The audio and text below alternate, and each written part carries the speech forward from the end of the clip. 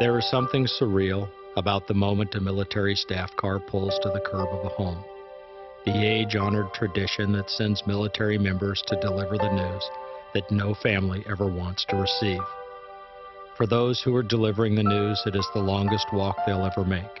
For no matter how well rehearsed, no matter how many times they formulate the words they know they must eventually say, each and every word will be torturous to deliver and even more torturous to receive. He spoke the ever-famous words of, the President and the Department of Defense regret to inform me. And those words carry such life-changing, a life-changing momentum with them. She said 2 Army men had just left her house. That Brennan had been killed in action. I went totally numb, there was no feeling at all. I just didn't want to believe it was true. I knew that Brennan's parents being notified was going to take some time because there is no base or military organization that's not National Guard within Oregon, and that I wasn't sure where their notification officers were going to come from. Up rolls a car, and just by the description of the car, you knew this was a government vehicle. I remember one of the first things that Linda said was, "Don't let him come to the door." I know she was still holding out hope, that there was a mistake. Even myself, inside myself, I was saying, you're not coming to my house. You're going to somebody else's house down the street. It was a way of holding off, even for another minute or 2 minutes, the news or the reality of what had taken place. Just 17 days shy of his 27th birthday, Army Sergeant Brennan Gibson and 2 of his fellow servicemen were killed when an IED obliterated the Humvee that they were riding in. He wasn't even supposed to be going out on that mission. It was a last-minute mission. And they were kind of getting everything together, and Brennan said, "I'm going with you guys." And I said, "No, you don't need to go." And he said, "No, if my guys are going, I'm going too." He showed his care for others, even in an adverse situation, and didn't give it a second thought. Parents are not supposed to outlive their children, and the pain you see in the eyes of those that have is truly heartbreaking. In the days that follow the death of a child, there is a vacuum so great and anguish so painful, a parent struggles just to get their feet out of bed and face another day. Unless you've lost a child, and especially to war, you really don't get it. I have never experienced any kind of grief like this before than what it's like to see your child die before you do. In death, the respectful, ceremonial, and precise nature of a military funeral is a powerful statement and a living testimony to those who have lost so much. It is the reverent and moving act of respect that pays tribute to the fallen and honors the ultimate sacrifice a warrior can give. His birthday being on the 27th was just almost a calling that was the day we were going to bury him too. I thought it was kind of neat that on his 27th birthday, we would honor his and celebrate his life, as well as say goodbye, see ya. Imagine if you can, however, in the midst of such unbearable grief, in the middle of their deepest sorrow and struggling to cope with their loss, they receive word that someone's planning to picket the funeral of their son and even make their day worse.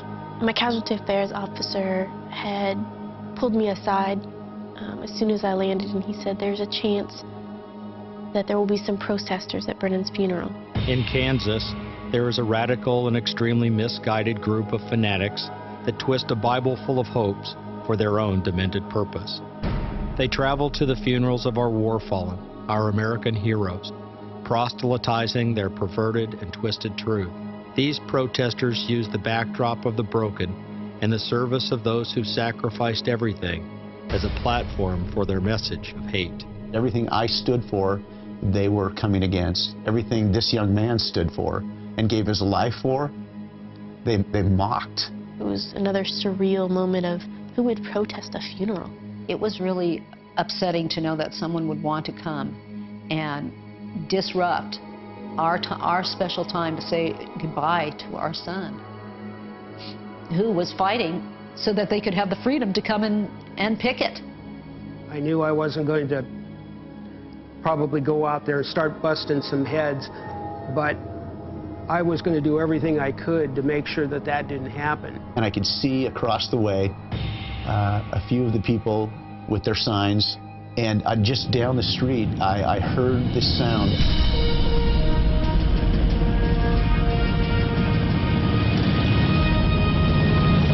When I saw them, I was overwhelmed by the fact of the cavalry's here. It was just absolutely wonderful to see them ride up on their motorcycles with their flags. I've seen a lot of great things. I can tell you this is right up there, because on their faces was the look of, we'll take care of you. We've got this thing covered. And they did. I probably would have gone to jail that night. I don't know what I would have done, but it wouldn't have been good. You want to go, and you want to go hit them or do something violent to them. But at the same time, you know you can't. You know that it's the antithesis of what we're supposed to do. You know, they're out dying so that we can enjoy what we're doing at home. You know, and the least we can do is be there for the families. Everything these guys stood for was that this young man, in this case that day, Brennan Gibson, was going to be treated and was going to be honored in the way that he should, and there would be no interruptions. The Patriot Guard Riders were formed in response to that to shield the family from these people, shield them physically with our bodies and our flags. If they get too loud, fire up a couple motorcycles, shuts them right down. Now, obviously, that's the way to do it. And what that is it's a very powerful thing to do, to nullify idiots like that. These rough and even tougher looking guardians come from every walk of life imaginable. With over 186,000 members nationwide and climbing, they are motivated by a sense of fairness and hell-bent on ensuring that those who have paid the ultimate price of freedom receive the funeral and respect they deserve. We've been out here when it's been below freezing. We've been out here in the pouring rain, the snow, the sleet, wind blowing. We feel that it's the least that we can do for what they've paid. To have an organization like this there for families of fallen service people is a godsend. If there's a little bit of a way that I can help to give back part of what they've lost, just even though it's very minor compared to what they're giving up, I'd jump at the chance. Even though I've done 250 or 300 of these, each one is different, each family is different, each setting is different. You know, we all feel it. I feel very honored to be a part of this organization. For me, it's very cathartic. We're not a political organization in any way, and when we get together, we're all Americans and we're all here for the same purpose, and that is to honor the fallen hero. Some within their ranks have never served a day in the military. Some join the group because of a first-hand experience they've had with the group at a funeral for their family member. And some, like Nick Kindler, a veteran of the Vietnam War, wants to make sure that the way that they were treated when they came home never happens to anyone again. When we came back from Vietnam, we came back as pariahs. I was never spit on, but I was called a baby killer. I was denounced. This will never happen again. As long as I'm alive, as long as Patriot Guard is around, this will never happen again. Recently, the United States Supreme Court has announced that it will adjudicate the case of Snyder versus Phelps. This case speaks directly to the issue of First Amendment free speech and the responsibility of those using it.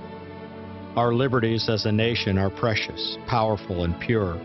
Yet with those established freedoms comes a level of responsibility to the premise and promise for which they were established. May the liberty and justice for all, so pledged by all who recite our Pledge of Allegiance, be garnered and honored for those who willingly gave us the greatest gift of all.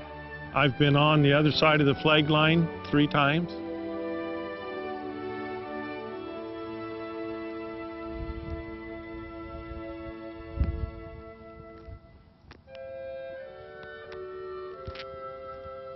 It's a different feeling.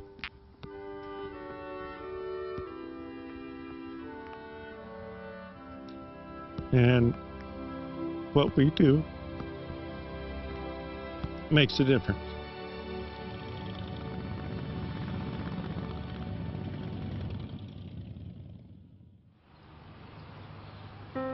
There is a piece of property on a quiet ridge with a majestic view of Mount Hood and Mount St. Helens near Portland, Oregon.